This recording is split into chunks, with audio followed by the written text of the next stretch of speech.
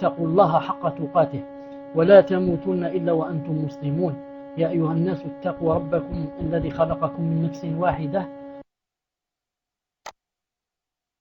واتقوا الله الذي تساءلون به والأرحام إن الله كان عليكم رقيبا يا أيها الذين آمنوا اتقوا الله وقولوا قولا سديدا عفوا يصلح لكم أعمالكم ويغفر لكم ذنوبكم ومن يطع الله ورسوله فقد فاز فوزا عظيما ألا إن أصدق الكلام كلام الله وخير الهدي هدي محمد صلى الله عليه وسلم وشر الأمور محدثاتها وكل محدثة بدعة وكل بدعة ضلالة وكل ضلالة في النار أما بعد مرحبا بكم en cette soirée du 6 Muharram 1429 c'est-à-dire le 14 janvier 2009 nous sommes toujours avec la personnalité de la musulmane.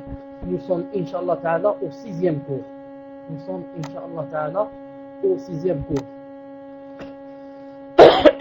Non. Sans perdre de temps, Inch'Allah Ta'ala, on termine là où on s'est arrêté.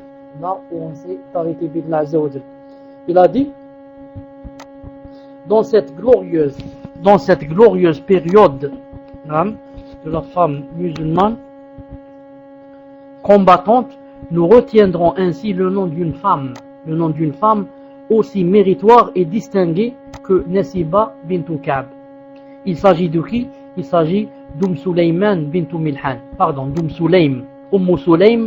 bint Milhan, que nous avons mentionné plus haut avec Umara et Aïcha et Fatima radiyallahu ta'ala anhunna jami'an et d'autres femmes qui approvisionnaient les combattants en eau et soignaient les blessés d'entre eux.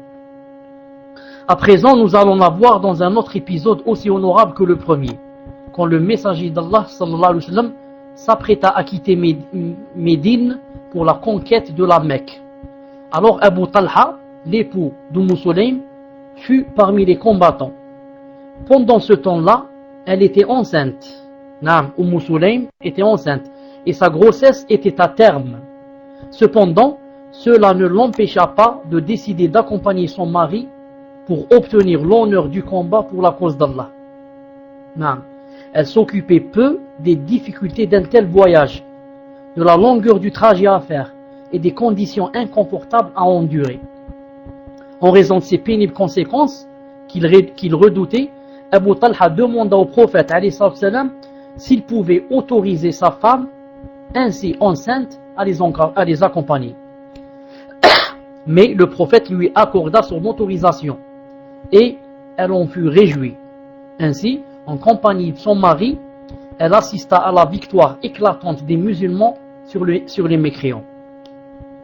En ce jour-là, elle assista à l'effondrement définitif des bastions du polythéisme et de l'idolâtrie dans la péninsule arabe. Elle vit les idoles s'effondrer sous la main du messager d'Allah, qui répétait « La vérité est venue et le faux a disparu. Le faux est destiné à disparaître. » Ces scènes ne firent qu'accroître la foi d'Umm Sulaym et l'incitèrent à combattre davantage pour la cause d'Allah. Quelques jours après la conquête de la Mecque, les musulmans faillirent essuyer une défaite cuisante dans la bataille de Hunayn. Fut une grande épreuve pour les musulmans. Voyant qu'un bon nombre de combattants prenaient la fuite dans un sauve-qui-peut total, le messager d'Allah sallallahu alayhi wa sallam se déplaça vers le flanc droit et s'écria « Ô gens, rejoignez-moi, Muhammad ibn Abdillah. » Cependant, seul un groupe d'émigrés, d'Ansar et des membres de sa famille le soutint. Sulaym et son mari, Abu Talha, faisaient partie de ce groupe. Pour ceux qui ne savent pas Sulaym et qui ne la connaissent pas, je rappelle, c'est la mère de Anas, le serviteur du prophète sallallahu alayhi wa sallam. Celle-là, c'est sa mère. Alors je disais, Sulaym et son mari Abu Talha faisaient partie de ce groupe qui ne se sont pas enfuis, qui sont restés pour seconder le prophète sallallahu alayhi wa sallam. Le messager d'Allah la remarqua ce jour-là. Étant enceinte de Abdullah ibn Abi Talha, elle avait entouré son ventre de l'un de ses vêtements. Elle était sur le chameau de son mari, et pour éviter qu'il ne la renverse, elle penchait la tête et s'accrochait fermement à l'anneau de poils fixé au nez de l'animal et servant de bride, afin de le maîtriser et de l'empêcher de suivre les chameaux qui se sont enfuis. Le messager d'Allah sallallahu alayhi wa sallam l'appelait « Oh Sulaym » et elle répondait « Oui, je te donnerai la vie de mon père et celle de mon père, ô messager d'Allah. » Dans son Sahih, Muslim rapporte le récit suivant. Le jour de la bataille de Hunayn, Sulaym prit un poignard avec elle. L'ayant remarqué, son mari Abu Talha dit au prophète sallallahu alayhi wa sallam, ô messager d'Allah, Sulaym a un poignard sur elle. Pourquoi ce poignard, lui demanda le messager d'Allah. Elle répondit, je l'ai pris pour éventrer quiconque parmi les polythéistes s'approchera de moi. C'est un hadith sahih. À ce moment-là, le messager d'Allah sallallahu alayhi wa sallam se mit à rire. Ensuite, quand la bataille prit fin, elle lui dit, ô messager d'Allah, tu les épargnés, car ils t'ont abandonné. Mais le messager d'Allah sallallahu alayhi wa sallam lui répondit, ô Sulaym, Allah nous a suffi vis-à-vis d'eux, et de la meilleure façon. Sulaym a fait preuve de constance et de détermination en compagnie du messager d'Allah, dans les moments les plus difficiles et les plus pénibles. Ainsi, quand la bataille a atteint son paroxysme et que même les héros parmi les combattants ont été secoués, elle n'a pu supporter de les voir abandonner le messager d'Allah et lui a demandé de les tuer pour ce qu'elle considérait comme acte de trahison. Il n'est donc pas surprenant que le messager d'Allah sallallahu alayhi wa sallam lui annonce l'accès au paradis. Bukhari et Muslim rapportent, d'après Jabir ibn Abdillah radiyallahu ta'ala anhu, que le prophète sallallahu alayhi wa sallam a dit, qu'est-ce qu'il a dit? Il a dit, je me suis vu entrer au paradis et là j'ai rencontré Ar-Rumaysa, la femme d'Abu Talha. Hadith sahih.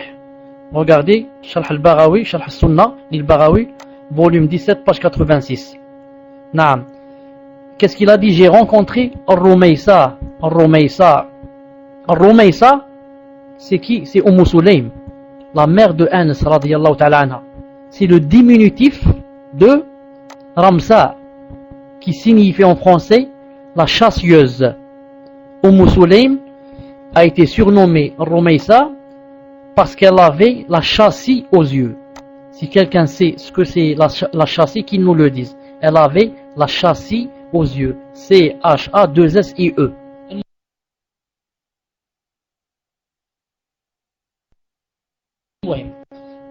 Les traditions indiques avaient l'art de rendre visite à Sulaym et à sa sœur Haram. Sulaym, la mère de Anas, et sa sœur Haram, la tante de Anas, avait annoncé à Sulaym qu'elle accédera au paradis. Il annonça à sa sœur Haram qu'elle naviguera sur mer. Elle naviguera sur mer dans une expédition militaire. Bukhari rapporte que Anas radiyallahu ta'ala anhu a dit, la chassie, humeur gluante qui s'amasse sur le bord des paupières. Donc elle avait une sorte de maladie dans les yeux. Donc Bukhari rapporte qu'Anas radiyallahu ta'ala anhu a dit, le messager d'Allah sallallahu alayhi wa sallam se rendit chez Haram, c'est-à-dire chez ma tante, et s'y endormit. Puis il se réveilla sallallahu alayhi wa sallam en riant. Il se réveilla et se mit à rire. Pourquoi ris-tu, ô messager d'Allah? Lui demanda Haram. Ce sont, dit-il, des gens de ma nation. C'est-à-dire, j'ai vu dans le songe, c'est pour ça que je ris. J'ai vu des gens de ma nation qui navigueront sur la mer verte pour la cause d'Allah et qui sont semblables à des rois assis sur leur trône. Elle lui dit alors, ô messager d'Allah, invoque Allah pour qu'il fasse que je sois de leur nombre. Ô Allah, dit-il alors, fais qu'elle soit de leur nombre. Ensuite, il s'endormit de nouveau et se réveilla en riant. Elle lui posa la même question et il lui donna la même réponse. Puis, elle lui dit, invoque Allah pour qu'il fasse que je sois de leur nombre. Il lui répondit, tu fais déjà partie des premiers et non des seconds. En effet, conformément au récit d'Anas, la prédiction du messager d'Allah se confirma, car elle épousa Ubada ibn Samit et s'embarqua avec lui et l'épouse de Muawiyah ibn Abi Sufyan pour lutter pour la cause d'Allah. C'est-à-dire, elle s'embarqua sur un bateau, exactement comme avait prévu, comme avait vu dans le songe le prophète sallallahu alayhi wa sallam. Puis, au retour, montée sur sa bête de somme, celle-ci la renversa. Elle fut victime d'une fracture au cou et mourut sur le champ. Fath al-Bari, volume 6, page 76. Son tombeau demeure jusqu'à nos jours un site de valeur racontant l'histoire d'une musulmane qui a combattu pour la cause d'Allah et devant lequel les gens répètent, c'est le tombeau de la femme pieuse, qu'Allah lui accorde sa miséricorde. Ummu Ayman, la nourrice du messager du prophète alayhi salam, fut elle aussi du nombre des croyantes qui apportèrent leur soutien à l'islam et combattirent pour la cause d'Allah. Elle participa à la bataille de Uhud, Khaybar, Al-Mut'a et Hunayn. Dans ces batailles de l'eau aux combattants, soignait les blessés d'entre eux et accomplissait encore d'autres tâches louables. Vous pouvez voir le Maghazi de l'Waqidi, volume 1, page 278. Et d'autres livres que c'est pas la peine que je cite. Signalons aussi Kabsha bint Rafi' al-Ansariya, la mère de Sa'd bin Mu'adh, qu'Allah l'agrée.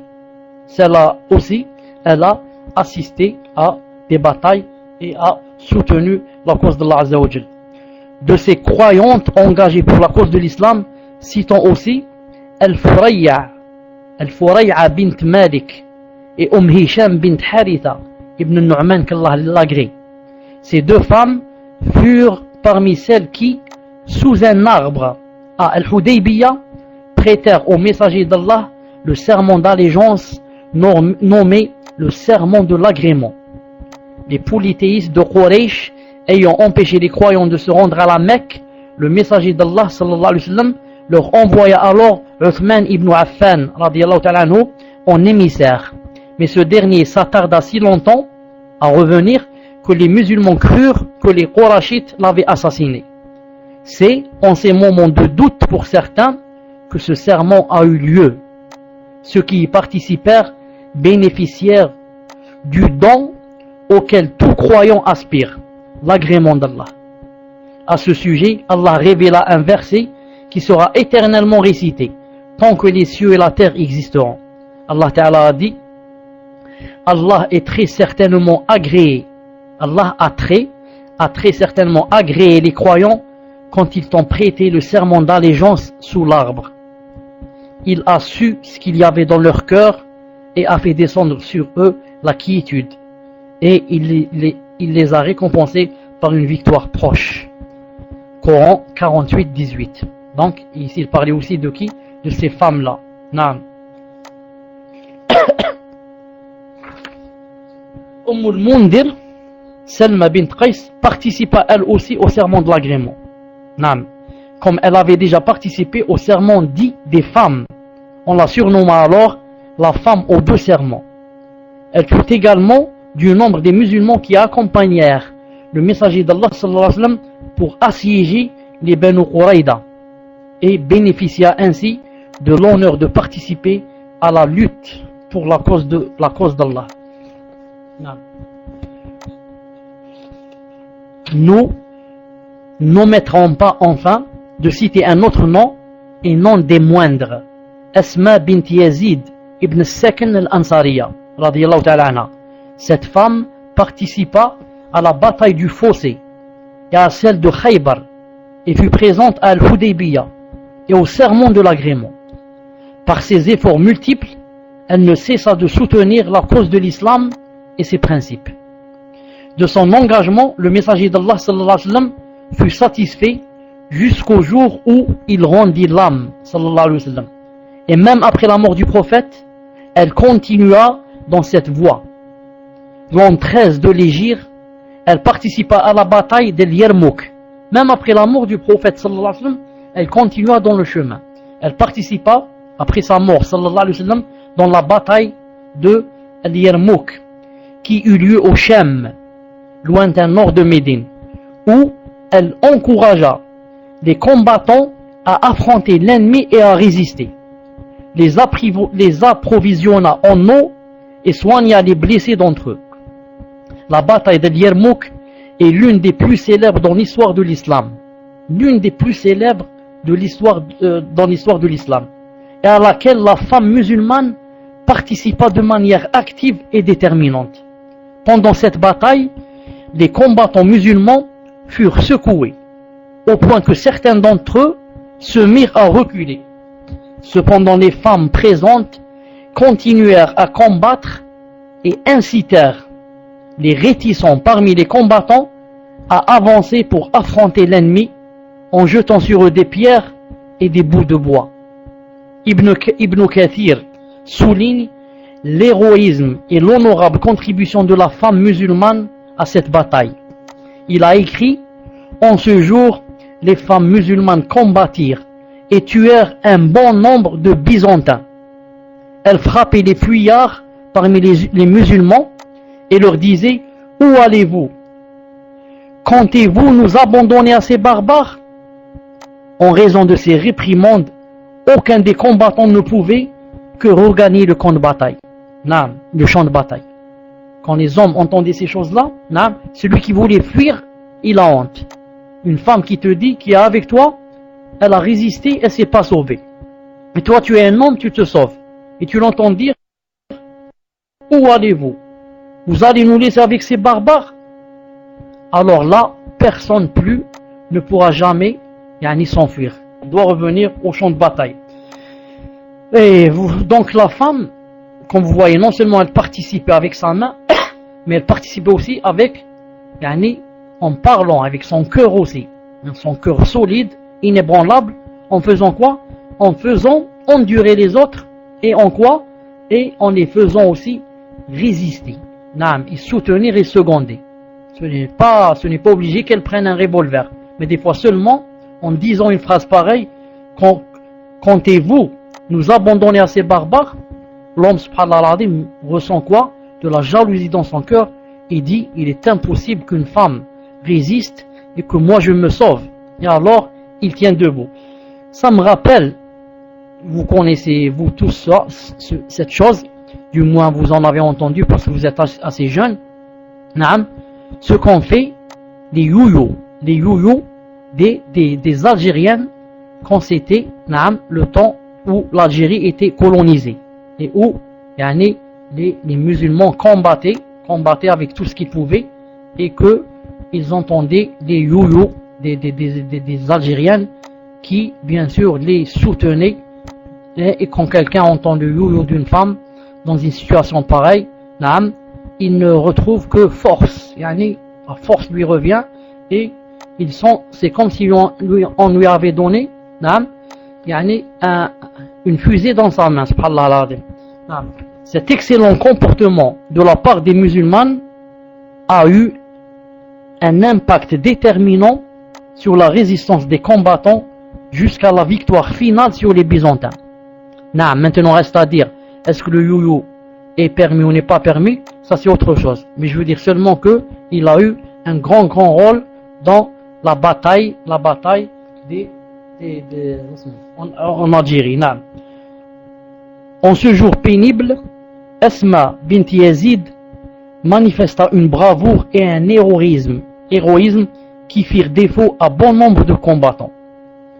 En s'engageant hardiment dans le combat, elle tua à elle seule plusieurs mécréants. Dans la notice qu'il lui consacre, Ibn Hajar n'omet pas de souligner sa vaillance. Il a dit: Salama al-Ansariya c'est qui? Il a dit c'est Asma bint Yazid ibn Sakan. Maintenant il donne très vite sa biographie. Il a dit elle participa à la bataille d'El Yarmouk où elle tua 9 Byzantins. 9. En se servant de quoi? En se servant d'un des piliers de sa tente. Après cette bataille, elle vécut longtemps. انظر الإصابة في تلميذ الصحابة volume 6 page 229 الذهبي سير أعلام النبلاء volume 2 page 279. Qu'est-ce qu'elle a fait? Dans une bataille, elle a tué 9 Byzantins, 9 kafrs. Avec quoi? Avec un revolver? Pas du tout. En se servant d'un des piliers de sa tente. Il semble que notre héroïne s'était installée au Shem, lointain nord de Médine, avec d'autres compagnons du prophète, d'où sa participation à la bataille de Yarmouk. Elle vécut dans cette province jusqu'au règne de Yazid ibn Muawiyah, radiyallahu ta'ala anhuma. Elle mourut à Damas, où elle fut enterrée. Son tombeau est à El-Bab Saghir, demeure jusqu'à nos jours un éminent témoignage de la participation de la femme musulmane à la lutte pour la cause d'Allah. Certes, les épisodes que nous avons cités représentent quelques-unes des plus belles pages de l'histoire de la femme musulmane.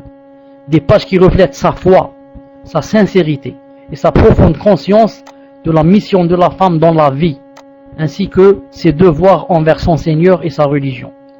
Ce ne sont pourtant que des échantillons recueillis d'un registre colossal, qui a conservé l'histoire de ses nobles vertus, ses sacrifices rarissimes, ses admirables comportements, ses volontés inébranlables, ses talents sans pareil et cette foi profonde. Il n'y a donc aucun doute que la musulmane contemporaine trouvera dans ses biographies de femmes méritoires des modèles purs et vivants qu'elle tâchera de suivre pour développer positivement sa personnalité. 25e, vous écrivez Inch'Allah, 25e, elle est fière de sa personnalité et de sa religion. 25e, elle est fière de sa personnalité et de sa religion. Écrivez Inch'Allah, j'attends.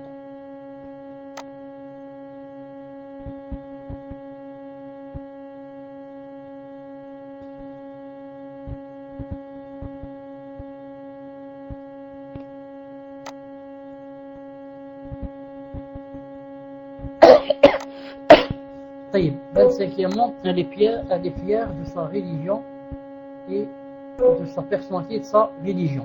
طيب.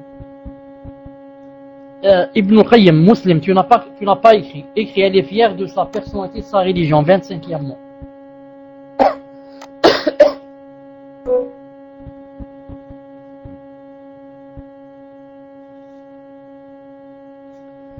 Muslim, est-ce que tu m'entends? Dans l'autre salon.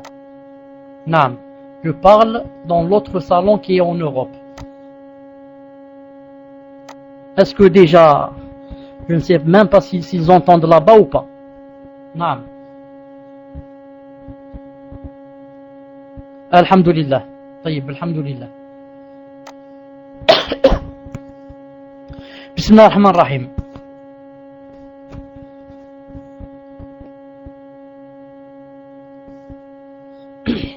Il n'y a rien d'étonnant à ce que la femme musulmane soit fière de sa personnalité, et de la place considérable qu'elle occupe grâce à l'islam. Cette religion qui lui a reconnu ses droits depuis longtemps, bien avant que les femmes appartenant aux autres nations ne réalisent leurs acquis actuels. Près de 15 siècles, l'islam accordait à la femme ses pleins droits pour la première fois dans l'histoire de l'humanité. Plusieurs siècles avant que le monde entier ne connaisse les organisations des droits de l'homme et leurs conventions, la femme musulmane jouissait déjà de tous ses droits. En cette période lointaine de l'histoire, alors que les milieux chrétiens doutaient de la nature humaine de la femme et s'interrogeaient sur la nature de son âme, l'islam annonça que les femmes étaient semblables aux hommes. Le prophète sallallahu alayhi wa sallam a dit: إنما النساء شقائق الرجال. Les femmes ont été issues des hommes. Ça veut dire elles sont égales aux hommes. Naam. Autant haut, quand est-ce qu'il a dit ça? Naam. Il a dit ça bien avant. Naam. Alors que les chrétiens sont passés par une période où ils faisaient beaucoup de réunions, leurs évêques, etc., pour arriver à un résultat. Est-ce que la femme a une âme comme nous ou pas? Et si elle a une âme, c'est une âme d'humains ou bien d'animaux. Vous allez voir, ça va venir, Inch'Allah Ta'ala. Et le Coran avait déjà proclamé: leur Seigneur les a alors exaucés, disant: en vérité, je ne laisse perdre l'œuvre d'aucun être agissant parmi vous, homme ou femme. Écoutez bien, homme ou femme, les uns étant issus des autres. Les uns étant issus des autres. Coran 3, page 195. Tout comme il a reçu le serment d'allégeance de la part des hommes, le messager d'Allah sallallahu alayhi wa sallam a reçu aussi de la part des femmes. Il a reçu aussi le message d'allégeance, c'est pas le message, le serment d'allégeance, il l'a reçu aussi de la part des femmes qui lui déclarèrent leur engagement absolu. Le serment d'allégeance de la part des femmes avait eu lieu séparément des hommes. C'est pas en même temps. Les hommes ont fait le serment d'allégeance au prophète sallallahu alayhi wa sallam, et ensuite les femmes sont venues seules, indépendamment. Ce qui confirme quoi? Ce qui confirme l'indépendance de la personnalité de la femme musulmane et son aptitude à assumer la responsabilité relative aux conséquences d'un serment de fidélité à Allah et à son messager.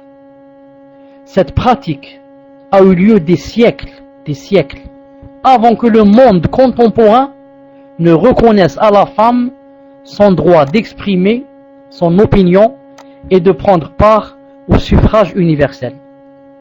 Bien avant que on ait donné à la femme le droit de participer au vote.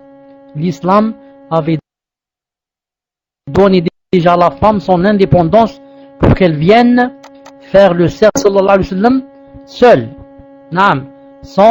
indépendamment des hommes. Ceci ne fut pas l'unique droit que l'islam octroya à la femme. Il en existe bien d'autres, notamment son indépendance financière.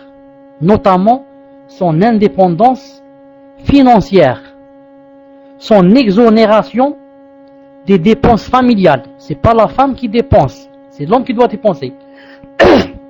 Même lorsqu'elle est riche. Vous voyez?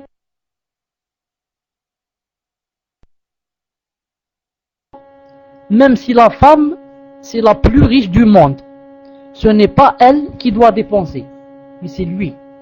Ce n'est pas elle qui doit dépenser, mais qui doit dépenser, c'est lui. Même si quoi? Si elle a tout l'or du monde. Même si elle a tout l'or du monde. C'est pour ça que, maintenant, s'il ne peut pas lui dépenser, s'il ne peut pas, qu'est-ce qu'elle fait?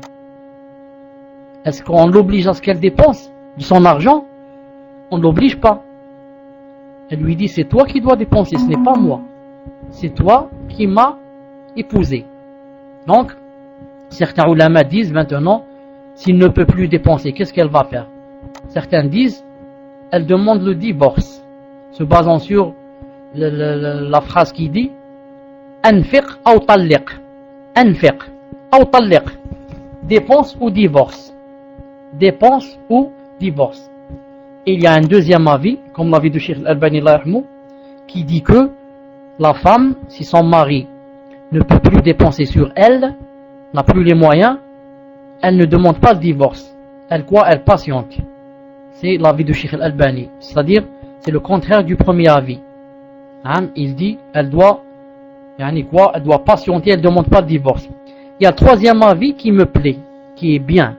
Il est au milieu. C'est l'avis de Cheikh Ibn Uthaymin, Allah yarhamou. Il dit, on va voir, est-ce que avant de se marier avec lui, elle savait qu'il était pauvre et nécessiteux, etc. Et que c'est le genre qui ne peut pas subvenir aux besoins. Il a dit, si elle savait cela et elle s'est mariée avec lui, elle n'a jamais le droit de lui dire divorce-moi. À cause de quoi? À cause que tu ne peux pas dépenser. Pourquoi? Parce qu'elle est rentrée dans cette chose et elle a fait ce qu'on appelle clairvoyance. Non, personne ne l'a trompée. Il n'a pas dit je suis riche, elle l'a trouvé pauvre. Mais elle savait qu'on connaissait ses moyens et elle a accepté le mariage. Donc dans ce cas, elle ne peut jamais lui dire divorce-moi à cause des dépenses. Il a dit mais si elle ne savait pas cela et elle s'est mariée avec lui, ensuite ça s'est avéré que il ne peut pas. Il n'a pas les moyens ni comment acheter le pain, ni comment acheter le lait, ni d'acheter les médicaments, ni rien.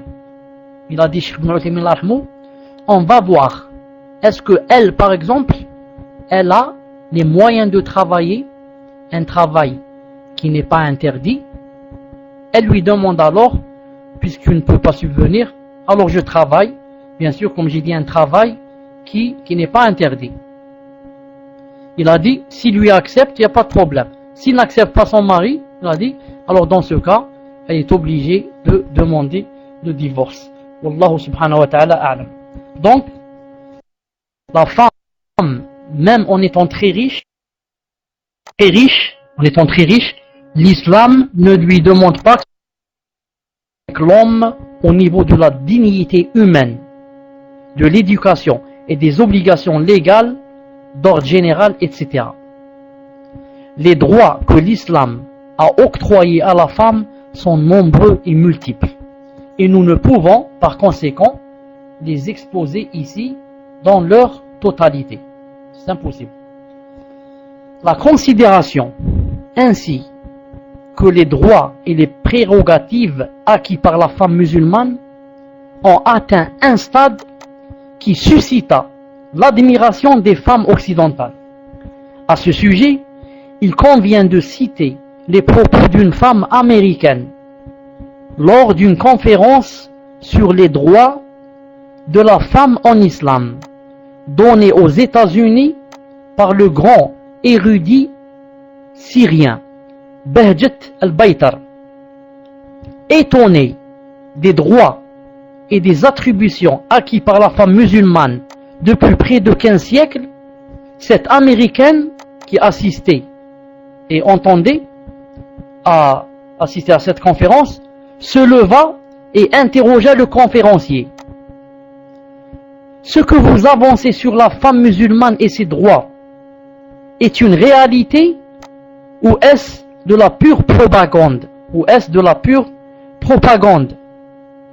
Parce que, elle a dit, si c'est vraiment une réalité, emmenez-moi vivre chez vous pour un certain temps, puis tuez-moi. C'est vraiment ce que vous dites. L'islam a donné des droits à la femme musulmane au point que vous dites là, et que ce n'est pas de la propagande, alors emmenez-moi vivre chez vous un certain temps, même si vous devez me tuer. Car c'est sûrement un paradis. Ça, c'est sûrement le paradis. Non.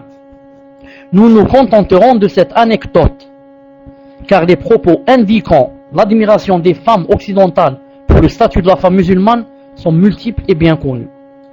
Une fois informée de tout cela, la musulmane contemporaine ne peut qu'être fière de sa religion.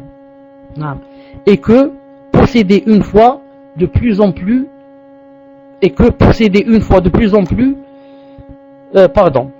une fois informée de tout cela, la musulmane contemporaine ne peut qu'être fière de sa religion et que posséder une foi de plus en plus profonde en la grandeur, la perfection et l'universalité des lois divines qui visent le bonheur de l'être humain, qu'il soit homme ou femme.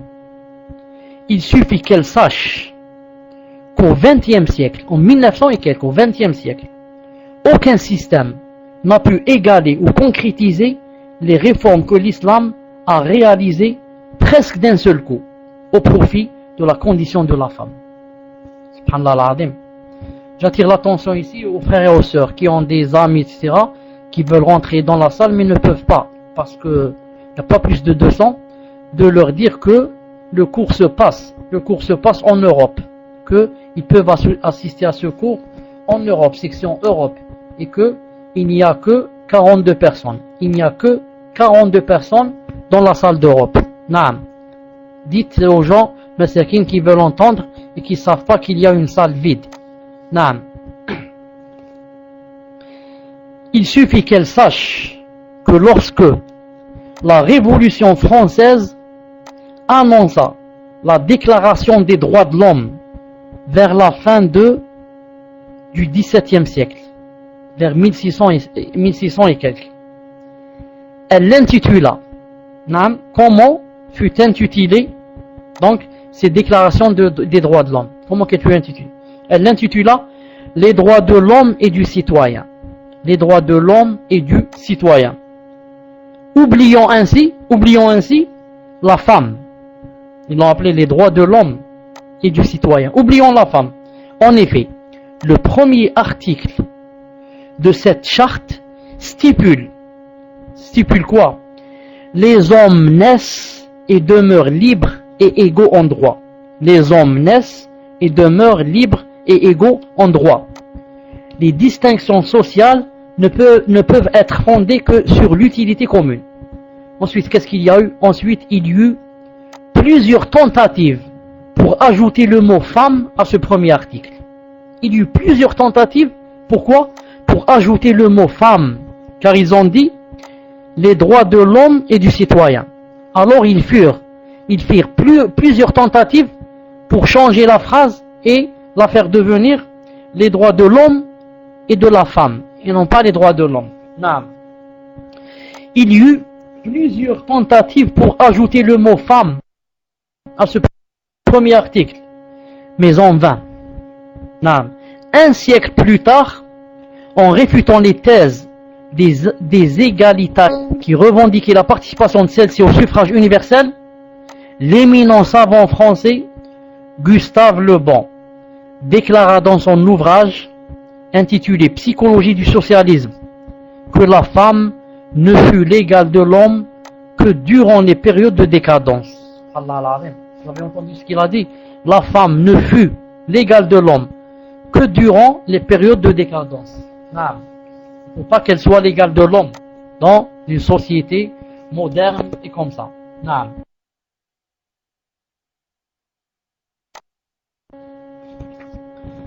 En Occident, le statut de la femme demeura l'otage de cet esprit durant des siècles.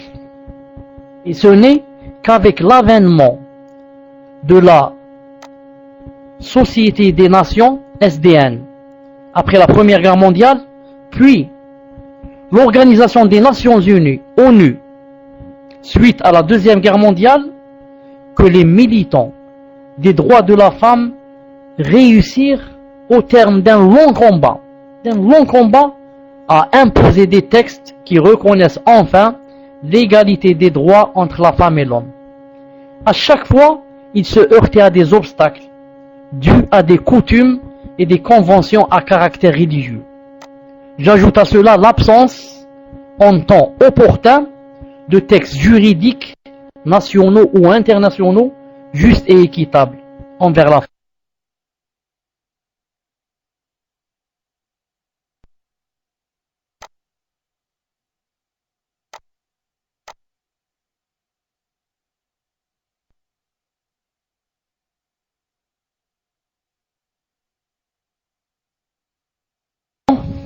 En Occident, le statut de la femme demeura l'otage de cet esprit des siècles durant.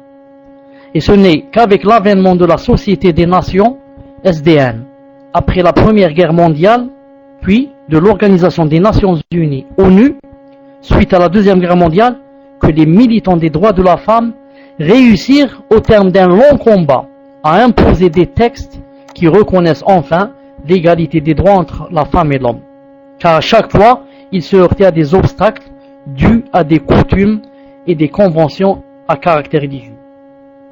De son côté, l'islam, et depuis près de 15 siècles, les textes du Coran et de la Sunna affirment explicitement l'égalité entre l'homme et la femme en ce qui concerne la responsabilité et la sanction, la récompense et le châtiment, l'accomplissement du culte, la dignité humaine, ainsi que la totalité des droits de l'homme, sans distinction aucune.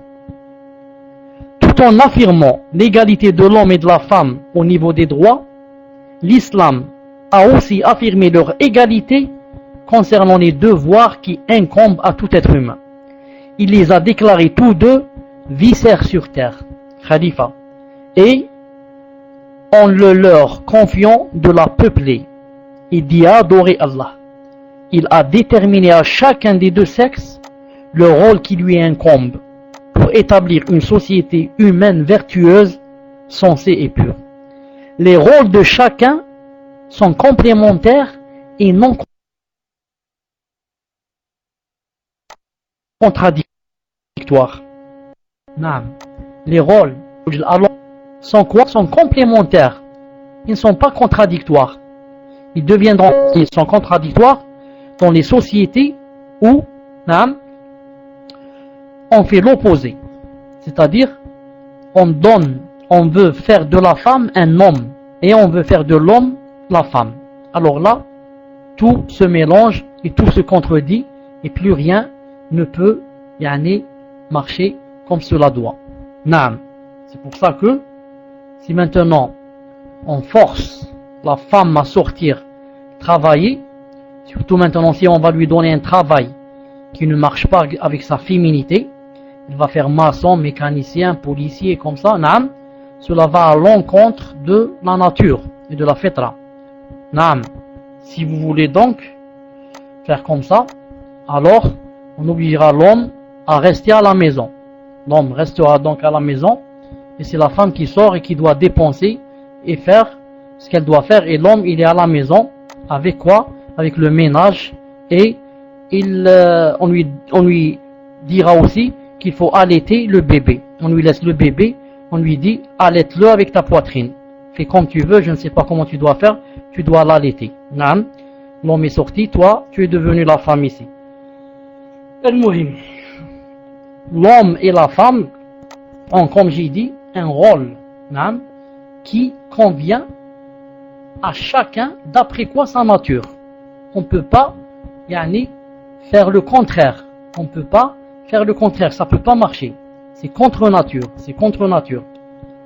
Donc l'homme et la femme doivent obligatoirement assumer leur rôle, chacun selon ses aptitudes et sa nature, comme je viens de dire, pour développer de mieux en mieux la condition de l'individu, de la famille et de la société. C'est ainsi que l'entraide et la solidarité entre les deux se réalisent sans interdiction aucune à l'un ou à l'autre d'accomplir une œuvre compatible avec sa vocation. Seul l'intérêt commun et la responsabilité, basée sur la notion de récompense dans les deux mondes, doivent définir la fonction de l'homme et de la femme. Allah Ta'ala dit dans le Coran, Sourate 16, verset 97, il a dit quiconque, mâle ou femelle, il a bien cité, mâle ou femelle, fait une bonne œuvre tout en étant croyant, nous lui ferons mener une bonne vie,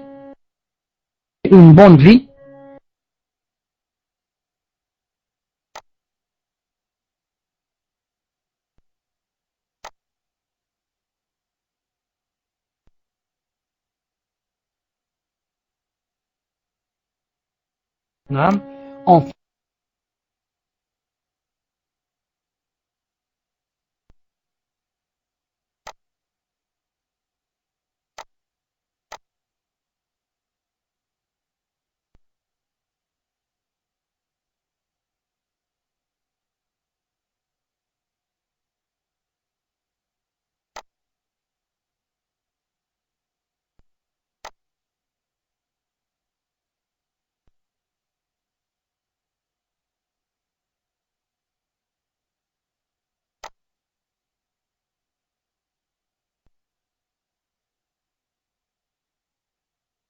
une bonne vie, qu'est-ce qu'il doit faire?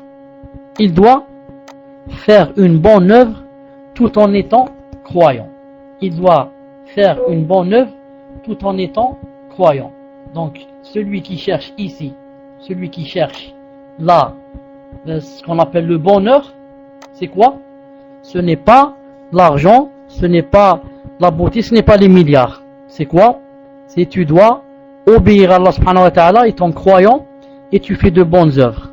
Allah ta'ala t'a promis qu'il te fera quoi? Mener une bonne vie. Vous voyez la bonne vie où elle se trouve?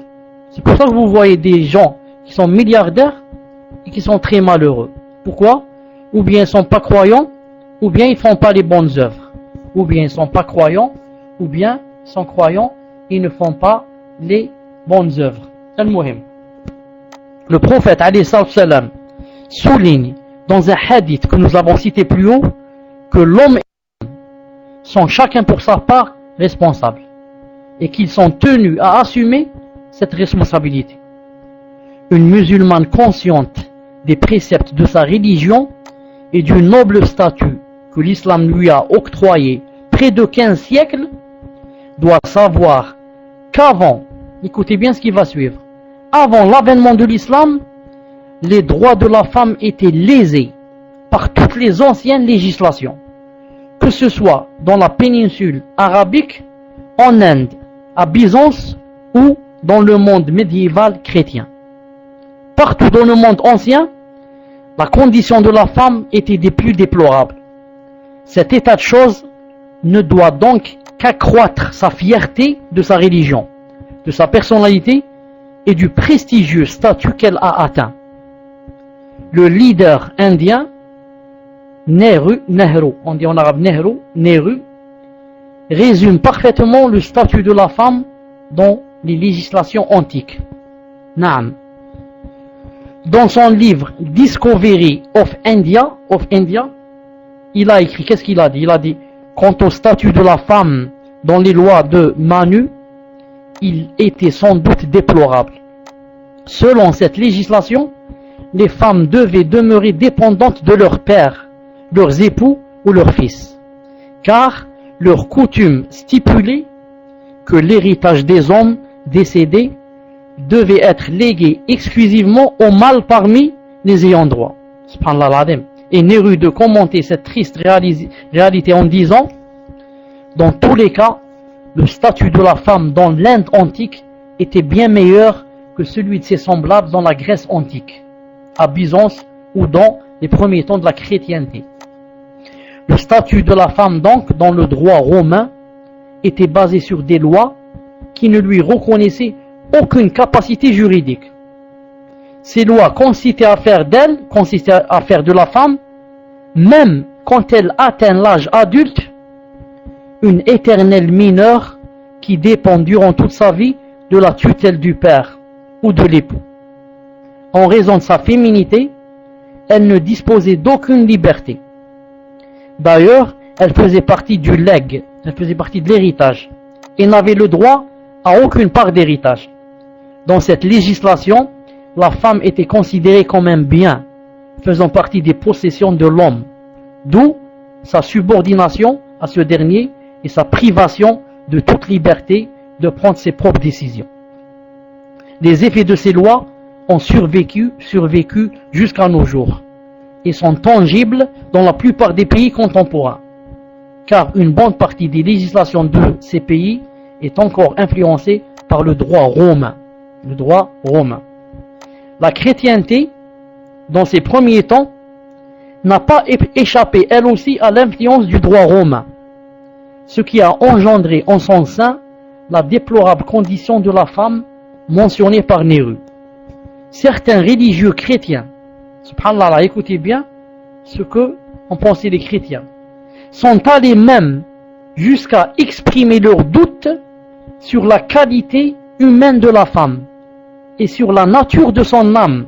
En effet, plusieurs séminaires furent organisés par les chrétiens pour débattre de la nature de l'âme de la femme. La question c'était quoi? C'était de savoir, est-ce que la femme disposait d'une âme semblable à celle de l'homme ou plutôt semblable à celle propre des animaux, tels les chiens, les serpents, etc. Pire, l'un de ces séminaires organisés à Rome alla jusqu'à conclure que la femme était privée d'âme, elle n'avait pas d'âme, et que par conséquent, elle ne sera pas ressuscitée dans l'au-delà. Ça, c'est le résultat auquel sont arrivés les chrétiens dans leur grande conférence, séminaire qu'ils ont faite en quoi? En Rome, à Rome, Nam. Quant au statut, ça c'est chez les chrétiens. Quant au statut de la femme qui vivait dans la péninsule arabique avant l'avènement de l'islam, il était aussi déplorable que celui des autres femmes du monde entier. La majorité des tribus arabes traitaient la femme avec dédain et dégoût. Elle était considérée comme une honte susceptible d'entacher leur réputation, et dont plusieurs parents tentaient à s'en débarrasser en l'enterrant vivante dès sa naissance. Dans plusieurs versets du Coran, l'islam condamne ce comportement méprisable et cette pratique déplorable vis-à-vis de la femme. Allah, le Seigneur exalté soit-il, décrit la bassesse des sentiments de l'arabe vis-à-vis de la femme durant l'époque anti-islamique en ces termes. Coran 16, Sourate 16, versets 58-59. Et lorsqu'on annonce à l'un d'eux une fille, c'est-à-dire il a une fille, son visage s'assombrit et un courroux profond l'envahit. Il se cache des gens à cause du malheur qu'on lui a annoncé. Doit-il la garder, cette fille, malgré la honte, ou bien l'enfuira-t-il dans la terre? Ou bien est-ce qu'il va l'enfuir dans la terre? Combien est mauvais leur jugement? Combien est mauvais leur jugement? Dans un autre passage, le Seigneur exalté soit-il, décrit l'aspect épouvantable du crime qui consiste à enterrer vivante une innocente nouveau-née qui n'a commis aucune faute. Allah Ta'ala dit dans Sourate 81, 8-9, verset 8-9, Sourate 81, verset 8-9, il a dit: lorsque l'on demandera à la fillette enterrée vivante, c'est-à-dire demain, le jour de la résurrection, lorsqu'on demandera à la fillette enterrée vivante pour quelle faute elle a été tuée, quelle est la faute qu'elle a faite pour avoir été enterrée vivante? C'est ce que dira Allah Ta'ala au père de ces fillettes. Il lui dira: tu l'as enterrée vivante. Pourquoi? Quelle est la faute qu'a faite cette fillette? Et sans parler bien sûr des ignorants, et combien sont-ils? Des millions, si ce n'est pas plus, d'hommes d'ignorants qui divorcent leurs femmes quand elles mettent au monde une fille, surtout si c'est la 3e ou la 4e ou la 5e. Ils disent: celle-là ne donne que des filles, moi je préfère la divorcer. Combien donc de femmes, les pauvres, ont été divorcées à cause que quoi? À cause qu'elles donnaient des filles. Et vous savez, alhamdoulilah tous, ce n'est pas moi qui vais vous dire cette chose, que la fille et le garçon, les ulama disent que tout cela vient de l'homme et que la femme n'a rien à voir à l'intérieur de cela, car la femme c'est une chose comme ça où c'est toi qui mets quelque chose à l'intérieur. Si tu mets le garçon, elle donne un garçon. Si tu mets la fille, elle donne la fille. Donc elle n'a rien à voir bi'idna azza wa jal. Et si la femme a seulement des filles, 5, 6, 7, si quelqu'un devait être plein, alors on plaindra l'homme. On va lui dire: on va t'enlever ta femme. On va t'enlever ta femme. Toi tu ne donnes que des filles. Allez, va te marier avec une autre. On va la marier avec quelqu'un qui lui donne des garçons. On va tout renverser maintenant. Al-Muhim, telle fut la condition de la femme dans la société arabe anti-islamique, dans la société romaine, dans la chrétienté et dans toutes les sociétés dites civilisées de cette époque. Une condition pénible, déplorable, et humiliante. Elle continue à l'être encore dans la plupart des pays dont les législations sont encore influencées par le droit romain. Et les juristes n'infirmeront point cette réalité. Donc la musulmane doit prendre conscience de l'immense bienfait qu'Allah lui a accordé depuis l'avènement de l'islam. Allah Ta'ala a dit dans le Coran, Sourate 5, verset 3. Sourate 5, verset 3. Il a dit, aujourd'hui, j'ai parachevé pour vous votre religion et j'ai accompli sur vous mon bienfait. J'agréé pour vous l'islam comme religion.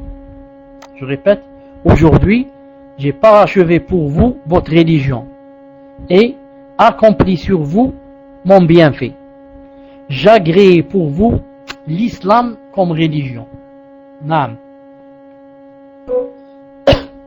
Mieux encore, elle doit se sentir pleine de bonheur, de satisfaction, de quiétude et de fierté, car l'islam a accordé à la mère un statut bien supérieur à celui du père.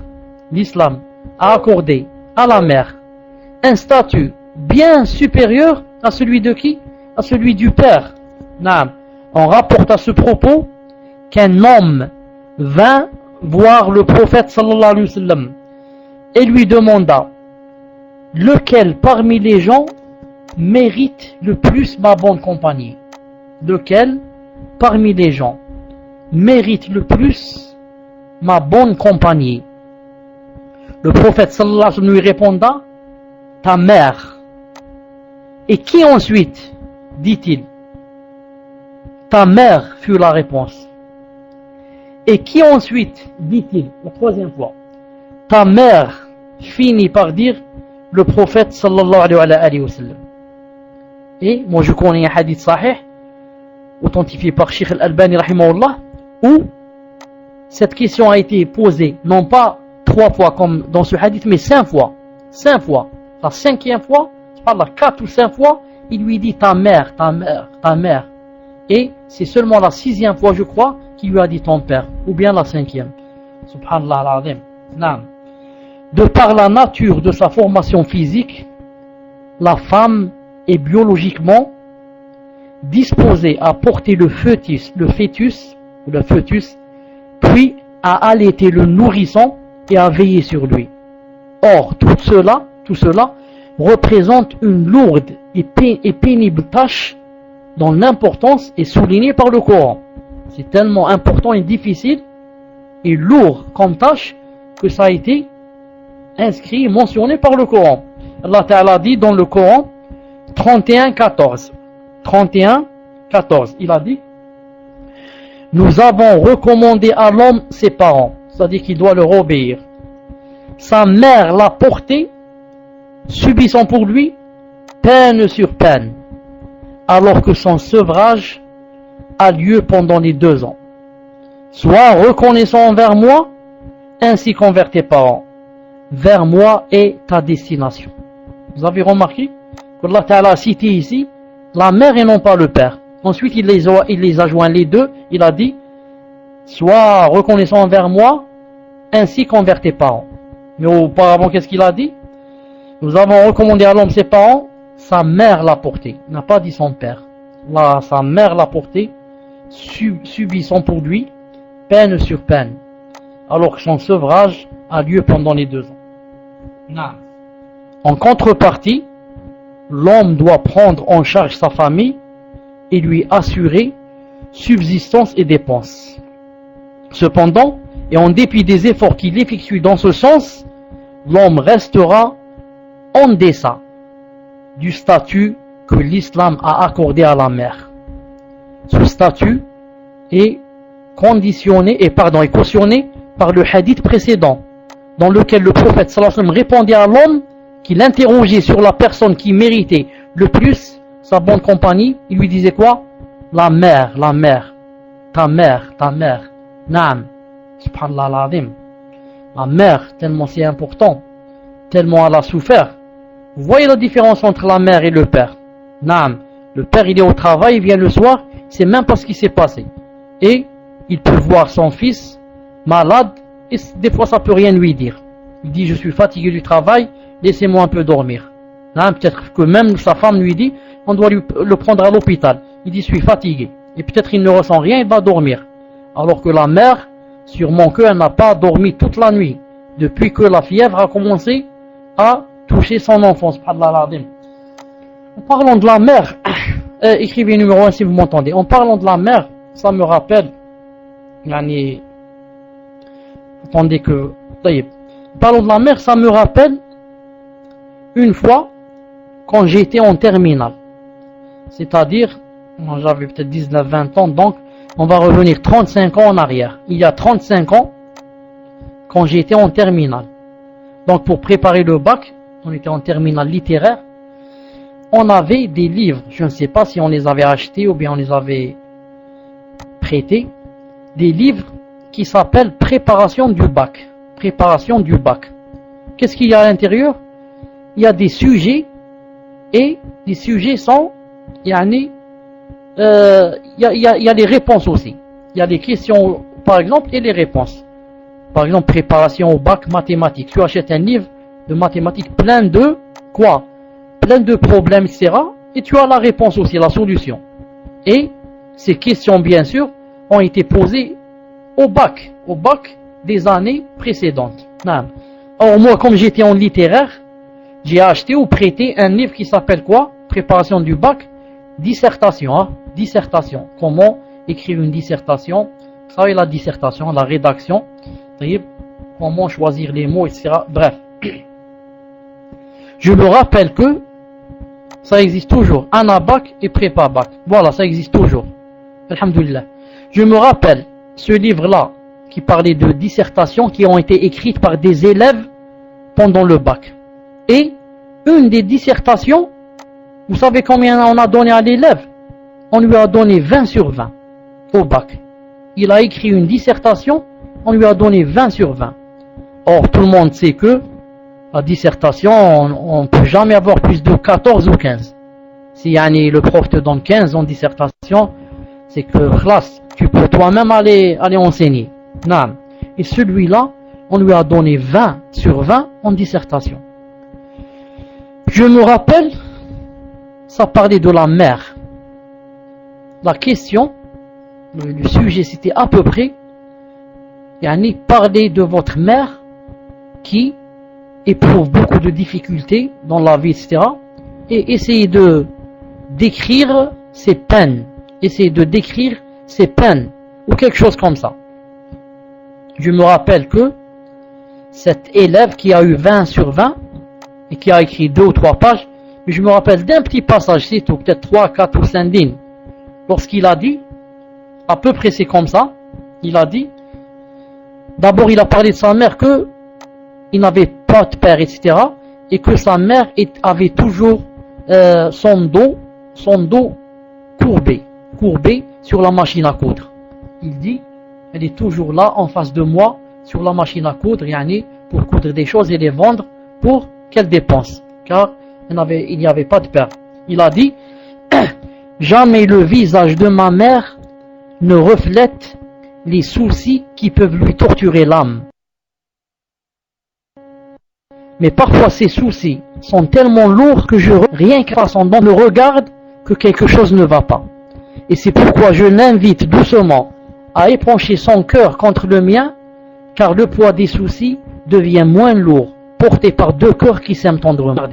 2 ou 3 lignes, très simples, il n'a employé aucun mot qu'on ne connaît pas, aucun mot difficile, mais regardez le style, la suite dans les idées, la syntaxe. Regardez comment ça a donné quelque chose de beau au point où il a eu 20 sur 20. 20 sur 20, subhanallah al-azim. Je répète ce qu'il a dit. Jamais le visage de ma mère ne reflète les soucis qui peuvent lui torturer l'âme. Mais parfois, ces soucis sont tellement lourds que je sens, rien qu'à la façon dont elle me regarde, que quelque chose ne va pas. Pourquoi doucement épancher son cœur contre le mien, car le poids des soucis devient moins lourd, porté par 2 cœurs qui s'aiment tendrement. Allahu Akbar. L'islam a distingué la femme en lui attribuant un statut supérieur à celui de l'homme grâce à sa maternité. Il a honoré son statut en lui conservant son nom de famille. Naam, en lui conservant son nom de famille après le mariage. Vous voyez ce que l'islam a et ce que les autres n'ont pas. L'islam laisse à sa femme, pour l'honorer, son nom de son père après le mariage. Dans les sociétés occidentales, la femme perd son patronyme une fois mariée et devient ainsi assimilée à la famille de l'époux. On l'appellera Madame une telle, d'après le nom de son mari. Et son nom, le nom de son père, disparaîtra des fiches d'état civil et de sa pièce d'identité. Contrairement à cette situation, la femme musulmane garde son nom de famille à elle, après le mariage, et ne l'abandonne pas pour l'identité et le lignage de son mari. Grâce à cette mesure, l'islam a préservé à la femme l'indépendance de sa personnalité après le mariage. Certes, il lui a, à travers plusieurs textes, recommandé obéissance, estime et bienveillance envers son époux, mais sans pour autant la dénuer de sa propre personnalité ou de la dissoudre dans celle de son mari. La femme reste toujours avec son nom de son père. Elle ne fond pas, elle ne se dissout pas comme le sucre qui se dissout dans l'eau. Naam, elle ne se dissout pas dans celle de son mari. Elle reste toujours avec le nom de son père. Pour mieux comprendre le statut prestigieux que l'islam a donné à la femme, il faut savoir qu'en plus des droits multiples dont nous n'avons cité qu'une partie, il lui a confirmé son indépendance financière en lui accordant le plein droit de disposer librement de ses biens sans la charger des dépenses familiales. Quand quelqu'un, je l'ai dit tout à l'heure, se marie avec une femme et elle ramène avec elle 5 kilos d'or et elle a dans la banque, elle a un compte de 1 million d'euros. Ce n'est pas elle qui dépense pour acheter un pain ou un yaourt. Naam, elle est libre. Si elle veut le faire bénévolement, elle aura des récompenses. Si elle ne veut pas le faire, jamais le mari n'a le droit de lui dire « va sortir ton argent pour dépenser ». Naam, c'est là une mesure qui indique clairement que l'islam aspire en premier lieu à rendre la femme indépendante, libre, respectable, éveillée et capable d'accomplir pleinement sa mission dans ce bas monde. أقول ما تسمعون واستغفر الله لي ولكم إن أصبت فمن الله عز وجل وإن خطأت فمن نفسي سبحانك اللهم وبحمدك أشهد أن لا إله إلا أنت أستغفرك وأتوب إليك. On se rencontre Inch'Allah Ta'ala dans 5 minutes pour les questions-réponses. تفضل Coran.